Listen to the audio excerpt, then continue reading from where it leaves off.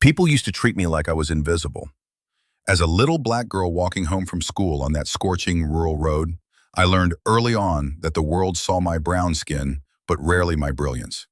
That day, however, everything changed when I spotted a broken, red Shelby GT 500 Mustang, the glossy paint dulled by dust, and the distressed man beside it, Andrew Whitaker, licking the wounds of failure.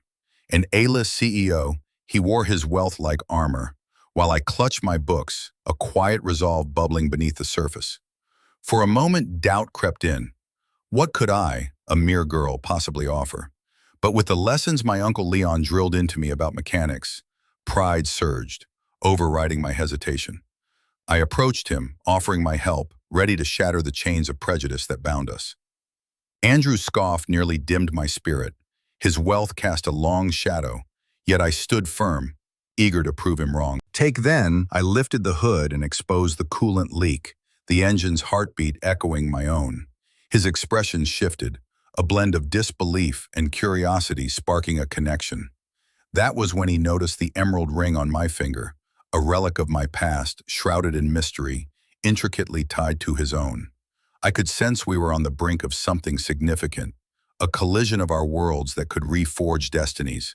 Andrew's future, my future, and a tapestry of unspoken truths waited patiently at the center of our intersection, eager to unravel and transform who we were. Lockdown approached the battered Mustang, adjusting her worn backpack, heart racing a bit as she spotted the man inside, frustration etched on his face. "Hey, sir, I can help," she called out, her voice small yet confident. Andrew Whitaker looked up, his expression shifting to disbelief. "Help? You? Kid, you're barely tall enough to see over the hood." Ignoring his dismissive tone, Maya stepped closer. "I've fixed cars before. My Uncle Leon taught me." "The kid thinks she's a mechanic," he scoffed, rolling his eyes. "What's next? You want to drive it?" Maya clenched her fists, holding back anger. "I know there's a coolant leak. You'll overheat if you don't check it." Andrew arched an eyebrow. Skepticism morphed into guarded curiosity as he gestured her to prove herself. With determination, Maya knelt, hands moving deftly as she identified the problem, her brown eyes sharp with focus. "Wait, you really do know your stuff." Andrew's tone softened, but just for a moment. "What do you get for this? A shiny new car?" From her pocket, she pulled out a simple emerald ring, its brilliance contrasting her dirt-streaked fingers. "It's not about that. This ring belonged to my mom. It's special." Temperature sums gaze, a memory, perhaps, reflected in the ring's glow, but he quickly masked it. Little girls shouldn't play with cars, much less number 48 at Shaquille's Mustang. He chuckled disdainfully, the condescension a jagged edge.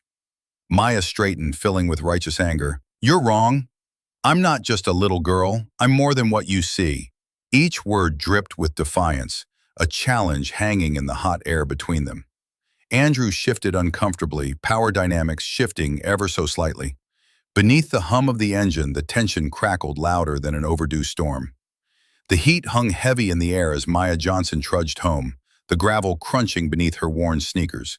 The sight of the vintage red Shelby GT 500 Mustang, parked by the side of the dirt road, caught her attention. Sitting on the ground, his face twisted in frustration, was Andrew Whitaker, a man whose elegant suit and shiny watch seemed out of place in this rural setting. Despite her trepidation, Maya approached him, her heart pounding with determination. "What happened?" she asked, noticing the steam curling up from the hood. Andrew scoffed, eyeing her small frame skeptically. "Just get back to school, kid." But Maya refused to back down. "I know cars. My Uncle Leon taught me." She bent down, peering into the engine, identifying the coolant leak with surprising confidence. For a moment, Andrew blinked, a flicker of respect crossing his face as she explained the fix. Then he noticed the emerald ring on her finger, its radiant green gleaming under the sun. "Where'd you get that?" wavered, the ring boding memories of her late mother and a life marked by loss. "It was my mom's," she whispered, emotion tightening her throat. In that instant, a shift occurred. Andrew's condescension melted into something resembling intrigue, stirring emotions he had long buried. As a silence enveloped the space between them, Maya felt a swell of indignation rise within her. "I'm not just a kid," she declared, her voice steady yet laced with pain. I'm so much more.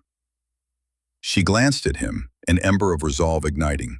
Today was not just another stifling day. It was the beginning of a confrontation she had silently set in motion deep within her. Maya wiped the sweat from her brow, her hands smeared with grease, but determination ignited her spirit.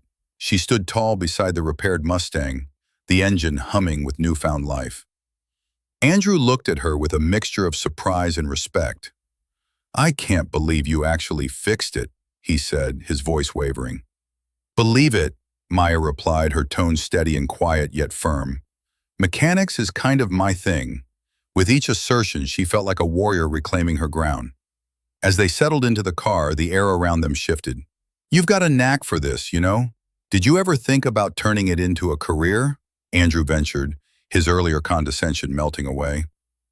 Maya smirked slightly. Maybe, if it helps kids like me who didn't have a chance. The mention of her life at the Little Angels Orphanage struck a chord with Andrew, who was beginning to connect dots of his own. You're connected to them, he asked, his curiosity piqued. Yeah, and it's not just a story. It's my story, she added, confidence threading through her voice. She caught a glimpse of the ring on her finger, a symbol of hope and strength, and her resolve hardened. I want to change things. Just fixing cars isn't enough anymore. A spark lit in Andrew's eyes, shifting from disbelief to admiration. Together, we could, mush. Together, she interjected. We'll make sure no one else gets hurt. Maybe Isaiah Hart her small victory. With a shared purpose, frameworks of a much larger comeback began to weave between the two unlikely allies.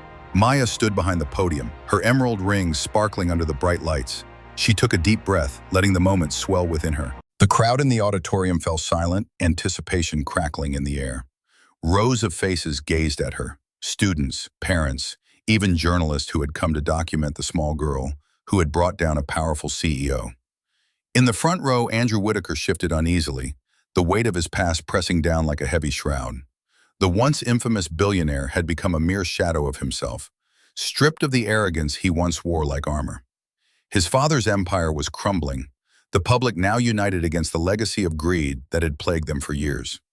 Maya, your story resonates not just in this room but far beyond, she began, the conviction in her voice ringing clear. She caught Andrew's eye, and a fleeting moment passed where she saw both regret and respect reflected back at her. You taught me that the most broken machines can be fixed, but only if we're willing to confront the truth. In that instant, Andrew's demeanor shifted. He felt the heat of shame wash over him as news footage flashed in the corners of the auditorium, revealing the protests outside the Whitaker headquarters. People carried signs demanding justice for the children who had been silenced for too long. The faces on those signs mirrored in the faces of the vulnerable kids Maya now dedicated her life to helping. As the screens displayed shots of the guilty being led away in handcuffs, an undeniable triumph surged within Maya. Not grandiose revenge, just a quiet victory. She had brought justice to the children in her mother's orphanage, built a haven with the tools of her past. Andrew sat there, stripped bare of his prestige, transformed from a symbol of betrayal to a man ready for redemption. In the silence that hung between them, Maya felt the weight of closure. She hadn't just fixed an old Mustang, she had repaired a broken legacy. The audience erupted into soft applause, but Maya only smiled, knowing the real triumph lay in change, justice, and a hopeful future, crafted with her own two hands. Maya Johnson stood at the edge of the parking lot, the sun setting behind her. The journey had been winding and challenging, but every twist had shaped her into the person she was today. Helping Andrew Whitaker fix his Mustang had turned into something far greater than she ever anticipated. The ring on her finger, once merely a cherished relic of her past, had unveiled connections to a history steeped in pain, but also resilience.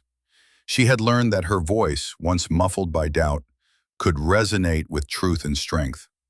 Andrew's transformation had mirrored her own, a wealthy man reconsidering his legacy through the lens of a little girl's courage. As they both contended with their pasts, Maya felt the weight of their shared journey pressing upon her heart. Was it her resolve that ignited change? Or was it the recognition of humanity that really mattered in the end? Do you think I went too far? She mused aloud, the wind casting her words into the dusk. Prejudice, I invite you to share your thoughts. Have you ever felt compelled to confront injustice, Join the conversation and let's explore right versus wrong together.